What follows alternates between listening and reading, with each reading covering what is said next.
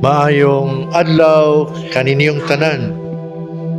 Hinautunta nga anaa kamo sa maayong panglawas, malipayon uban sa inyong pamilya, mapasalamaton kanunay sa Ginoo sa iyang mga panalangin kanato sa adlaw-adlaw.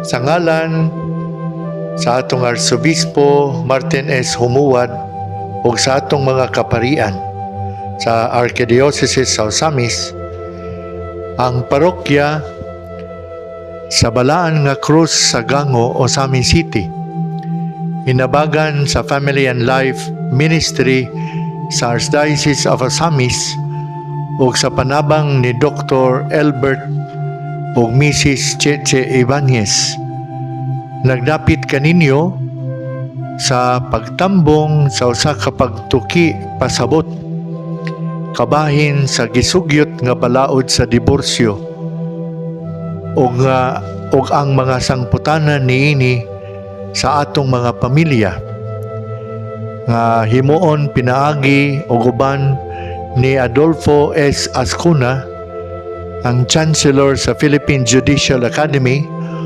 ug ingon man Associate Justice kanhi sa Supreme Court of the Philippines, nga pagahimuon sa Holy Cross Parish Church sa Gango, Osamis City karong umaabot nga Hulyo 3, 2024 adlawng Miyerkules nga magsugod sa may alas 8 sa buntag ug matapos sa alas 12 sa udto.